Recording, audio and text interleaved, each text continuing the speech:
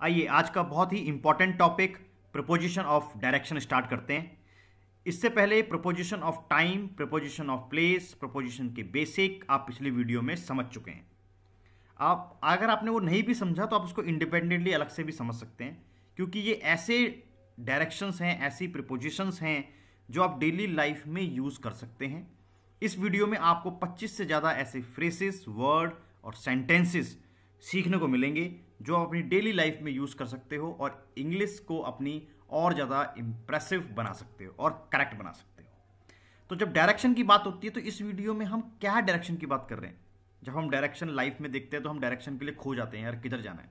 तो क्या ये उस डायरेक्शन की बात है, या क्या ये लेफ्ट एंड राइट की बात है, या ये कि हम वेस्ट, ईस्ट, साउथ, नॉर्थ इस डायरेक्शन की बात कर रहे हैं, या हम this way, that way, another way की बात कर रहे हैं।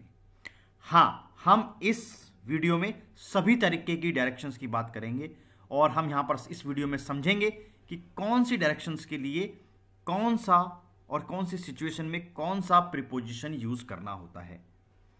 आइए अब स्टेप बाय स्टेप समझते हैं। तो पहले हम आपको बताते हैं कि कितने टाइप के प्रीपोजिशंस होते हैं। एक डिस्क्लेमर मैं यहां पर देना चाहता हूं कि ये जो मैं प्रीपोजिशंस आपको बता रहा हूं इससे भी और ज़्यादा प्रीपोजिशंस होती हैं, लेकिन ये अगर आपने प्रीपोजिशन समझ ली तो डायरेक्शन आपको समझ में आ जाएगा। एकेडमिकली तो ये मोर देन इनफ है, और बाकी इंग्लिश आपको यूज़ करने के लिए भी सफिशेंट है। मतलब आपको मेरे ख्याल से डायरेक्शन की प्रीपोजिशन को यूज़ करने के लिए इससे ज़्यादा वर्ड्स की ज़रूरत ही नहीं पड़ेगी। जैसे कि from, to, toward, across, along, around, up, down, over, upon, off, on, to, past, so on. ये आपको स्क्रीन पे दिख रहा है। आइए अब स्टार्ट करते हैं टू से। I went to my home town Naini Danda. To भी एक डायरेक्शन को दिखाता है, यानी कि हम किस तरफ वो जा रहे हैं। तो वेंट मीन्स जाना। I went to my home town Naini Danda. अब मैं अपने होम टाउन नैनी डांडा गया, तो यहां पर क्या आ गया, टू। किस तरफ गया, गया हूं मैं, वेंट। तो अभी मैंने आपको सबसे पहले बताया था कि प्रीपोजिशन क्या करता है, एक रिलेशनशिप को बताता है। तो मेरे होम टाउन और मेरे क्रिया जो मैंने काम किया है, वेंट, जाना, उसके दोनों के बीच का रिलेशनशिप को बता रहा है। तो मैंने क्या किया, मैं गया टू होम टाउन, तो ये होम टाउन आ गया। अब दूसरा सेंटेंस देखते हैं, toward. I went toward my home town Naini Danda in UK and take halt at Ramnagar.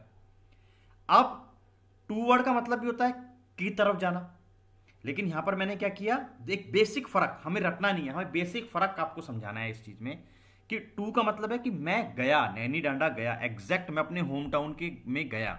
लेकिन यहां पे क्या है, मैं अपने नैनी डांडा होम टाउन की तरफ गया, लेकिन मैं कहां रुक गया, रामनगर। तो मीन्स अगर टू वर्ड में बोल रहा हूं तो हो सकता है मैं उसको क्रॉस भी कर जाऊं या उससे पहले भी रुक जाऊं, पर टू का मतलब है कि मैं एग्जैक्ट वहीं गया।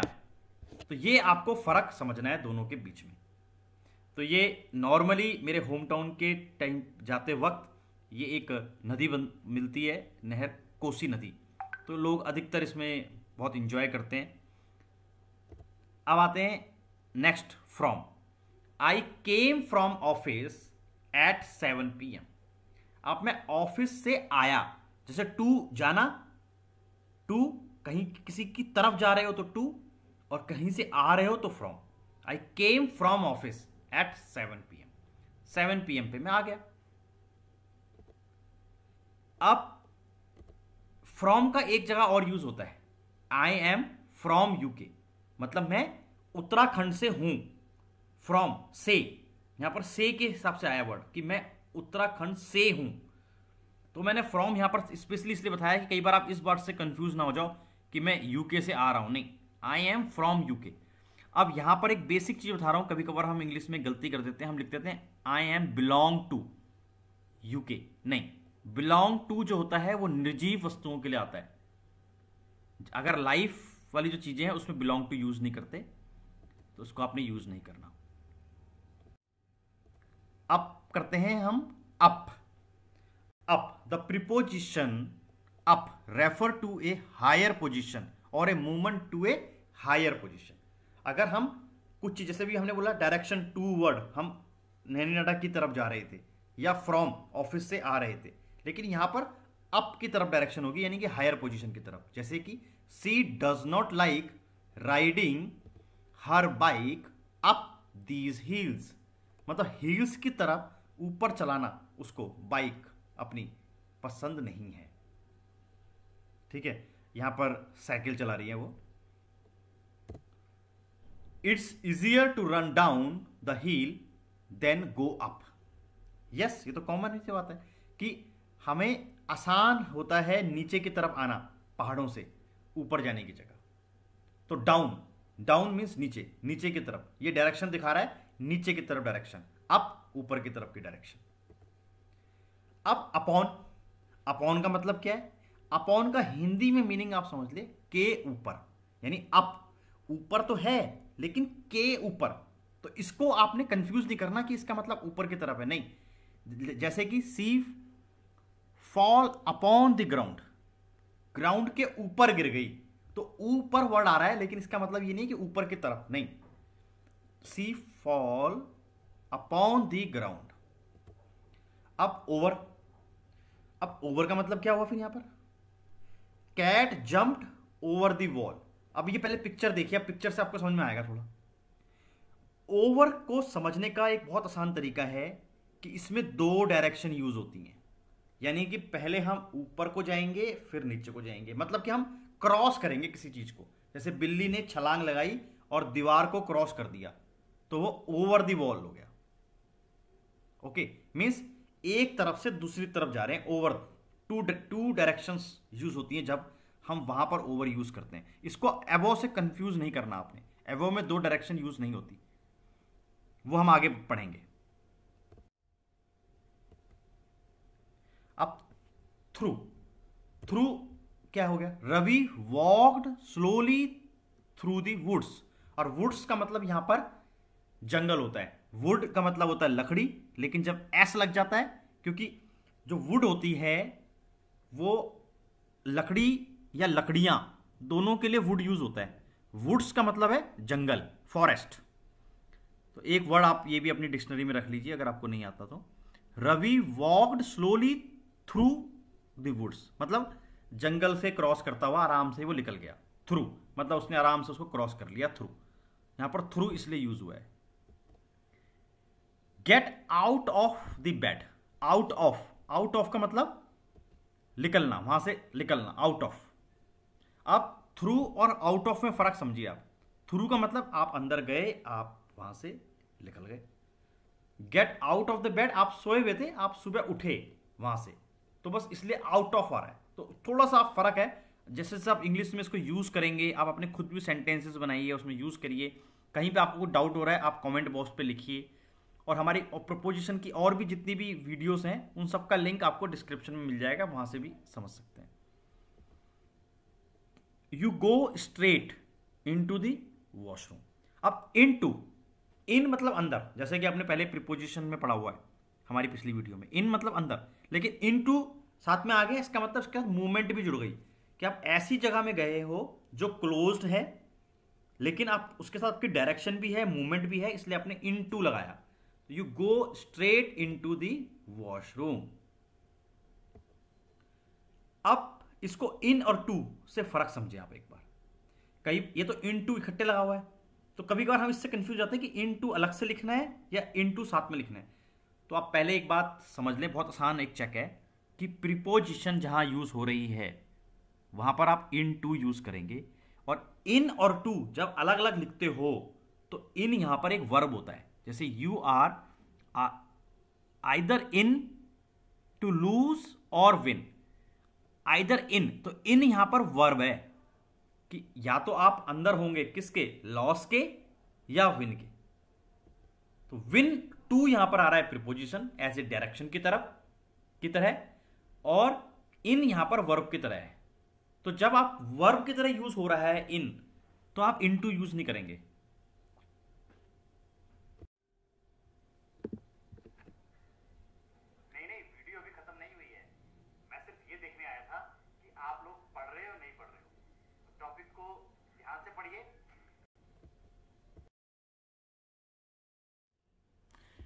अक्रॉस, अक्रॉस मतलब क्रॉस करना किसी चीज को, यानी कि किसी चीज को पार करना, जैसे जिसकी साइड्स और लिमिट्स हों, लाइक जैसे सिटी को क्रॉस करना, पार करना, रोड को पार करना, रिवर में तैर कर क्रॉस करना। तो एग्जाम्पल में हम देखते हैं, जैसे द बॉय स्वयं अक्रॉस द लेक, अब उसने लेक को पार कर लिया तैर कर। अलोंग, अलोंग में means follows the side of something long. अब यहां पर आप क्रॉस नहीं कर रहे, यहां अलोंग चल रहे हो साथ साथ में, जैसे कि we went for a walk along the beach, beach के साथ साथ चल रहे हैं, जैसा आपको पिक्स में दिख रहा है। अराउंड, अब अराउंड में है कि मूवमेंट है लेकिन सर्कल में है मूवमेंट, जैसे कि दे वॉक्ड अराउंड मंदिर, अब मंदिर के वो आसपास चारों तरफ घूम रहे हैं, तो अराउंड आ गया। तो अब यहां पर फर्क समझें, across, along, around. Across means cross करना, चलकर उसको पार करना। अलोंग मीन्स उसके साथ साथ चलना, साथ साथ मतलब कोई चीज ऐसी लॉन्ग चीज है उसके साथ साथ आप चल रहे। अराउंड मीन्स उसके आसपास सर्कल में, मतलब some type of circle, exact circle की जरूरत नहीं है, सम टाइप ऑफ सर्कल में आप उसके चारों तरफ घूम रहे हैं। ऑन टू बहुत इंपॉर्टेंट प्रीपोजिशन है, ऑन टू। यहां पर बहुत ही कंसेप्ट आपका क्लियर होगा।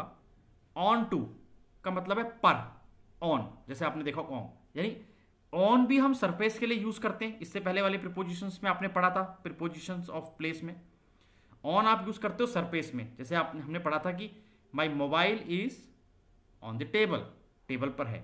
फिर ऑन टू कब यूज करते हैं, तो ऑन का मतलब भी यहां पर ही है लेकिन विद मूवमेंट, कोई इनक्लोज्ड प्लेस नहीं है, प्लेस नहीं है, लेकिन हम वो क्या है, मूवमेंट के साथ पर है। एग्जाम्पल से समझते हैं, जैसे कि अब ये कैट है, ये सोफे में बैठी है, तो हम क्या बोलेंगे, the cat got onto the sofa when we arrived. जब हम आए तो हमने क्या पाया कि सोफे पे बैठी हुई है बिल्ली, ऑन टू द सोफा। तो ये कुछ मूवमेंट के साथ आई हुई है, कोई चीज पड़ी हुई नहीं है वहां पर, ऑन टू है।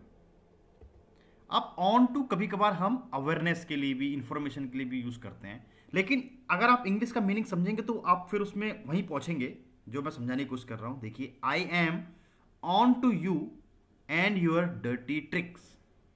तो आप कह रहे हो कि अगर मैं नॉर्मल हिंदी में कर दूं उसका मीनिंग, तो मैं तुम्हें और तुम्हारी ये गंदी जो ट्रिक्स हैं, ये जो तुम्हारे तरीके हैं, इसको मैं समझ रहा हूं।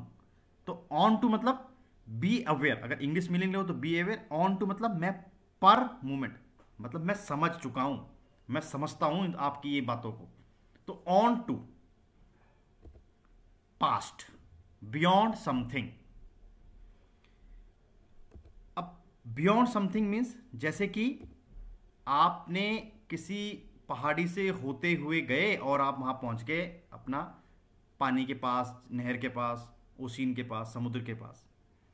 तो he drove his car past the mountain on his way to the ocean.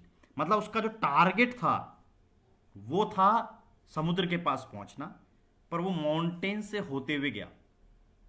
तो he drove his car past the mountains on his way to the ocean.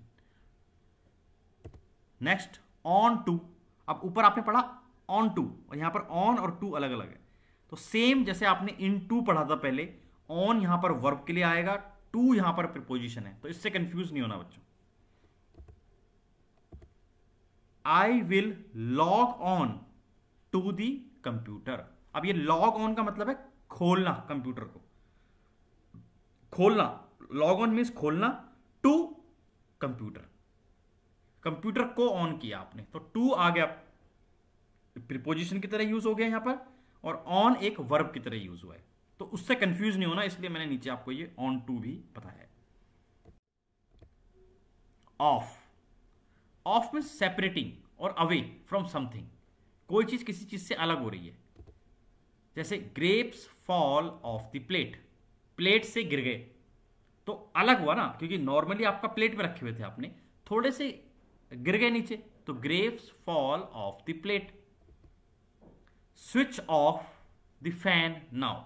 अब इसके लिए भी यूज होता है, तो साथ के साथ आपको उसका मीनिंग समझाना जरूरी है, इसलिए मैंने आपको एक और सेंटेंस दिया है कि आप इससे कंफ्यूज ना हो जाएं कि कुछ फ्रेजेस ऐसी होती है स्विच ऑफ द फैन, तो उसको बंद कर दो जी, अवे कर दो, जो हो रहा है उससे अलग कर दो। Switch off the fan now. I slipped when I was getting off the train. अब मैं ट्रेन से उतरते वक्त गिर गया, स्लिप्ड हो गया, तो I slipped when I was getting off the train. You should turn off the computer before leaving the class. यहां पर भी सेम है कि आपने क्या करना है, टर्न ऑफ जो भी चल रहा है, जैसे स्विच ऑफ बोला था फैन के लिए, यहां पर turn off the computer before leaving the class. अब ये टिप कि ऑफ और ऑफ यानी ओ एफ और डबल ओ एफ को प्रोनाउंस कैसे करेंगे, कई बार इससे भी कंफ्यूज हो जाते हैं कि अब कोई बंदा जब बोल रहा है इंग्लिश में तो आपको कैसे पता चले कि वो ऑफ बोल रहा है या ऑफ बोल रहा है। तो जब आप ऑफ बोल रहे हो तो वहां पर वी का साउंड आएगा, ऑफ ऑफ, और ऑफ में एफ का साउंड आएगा, तो वहां पर वी का साउंड, यहां पर एफ का साउंड। अगर आपको कहीं पे एफ का साउंड आ रहा है तो आप समझ लें कि वहां पर आप वो बंदा ऑफ बोल रहा है, ओ डबल एफ, और ऑफ में वी का साउंड आएगा। The library is next to the post office. अब next to the post office का मतलब क्या है यहां पर, कि वो पोस्ट ऑफिस के बिल्कुल नेक्स्ट है। पोस्ट ऑफिस, आपने लाइब्रेरी अगर जाना है तो आप पोस्ट ऑफिस जाओगे, जस्ट उसके बाद क्या आएगा, आपको लाइब्रेरी आ जाएगा। And library is near the post office. अब यहां पर नियर में आपके साइड में भी हो सकता है, आगे पीछे, मतलब आसपास है, उसने ये बोल दिया। अगर हिंदी वर्ड बोले, उसने बोला कि अगर आपको लाइब्रेरी जाना है वो पोस्ट ऑफिस के आसपास ही है जी, और यहां पर वो बिल्कुल स्पेसिफिक बता रहा है फर्स्ट सेंटेंस में, next to post office. Library is beside the post office. अब यहां पर एस से कंफ्यूज होना, बी साइड, बी साइड है ये, एस नहीं है, तो एस का भी यहां पर कोई यूज नहीं है, क्योंकि एस का अगर आप एस लगाओगे तो मीनिंग कुछ और निकल आएगा, बिसाइड्स के अलावा होता है उसका मतलब। यहां पर बी साइड है, सिर्फ स्पेलिंग का बिल्कुल ध्यान रखें। तो library is beside the post office, just उसके बगल में है, तो यहां ऊपर नियर और बिसाइड सेम मीनिंग है, सेम, कोई फर्क नहीं। The library is by the post office. अब पोस्ट ऑफिस के बस साथ में ही है, ठीक है, तो अब यहां पर भी मीनिंग इसका सेम ही बन रहा है।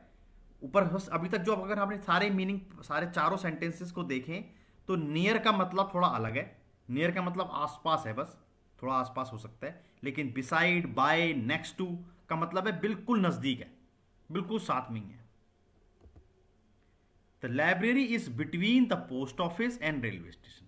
अब ये मीनिंग अलग है, बिटवीन मतलब बीच में, यानी अगर आप जा रहे हैं तो पोस्ट ऑफिस और रेलवे स्टेशन के बीच में ही पड़ेगी लाइब्रेरी, दोनों के बीच में है लाइब्रेरी। अब बीच का मतलब बिल्कुल सेंटर नहीं है, मतलब उन दोनों के बीच में कहीं है।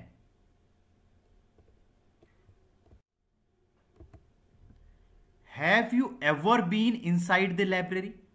अब क्या आप कभी लाइब्रेरी के इनसाइड गए हो, या पूछ रहे हो इनसाइड। इन मतलब have you ever been in the library, ठीक है, इन मतलब अंदर है, लेकिन यहां पर जो प्रॉपर फॉर्मल तरीका है वो बोलेंगे इनसाइड द लाइब्रेरी। क्या आप लाइब्रेरी के अंदर गए हो। The cat slept under the bed. अब वो कैट बेड के अंदर सो गई, तो अंडर, तो इनसाइड का मतलब हुआ अंदर जाना, प्रॉपर एक जगह में चारों साइड से क्लोज्ड है। अंडर का मतलब हुआ कि ऐसी जगह उसके बिल्कुल नीचे, इनसाइड नहीं, अंदर नहीं, अंडर मींस नीचे। अब I hung the poster above the mirror.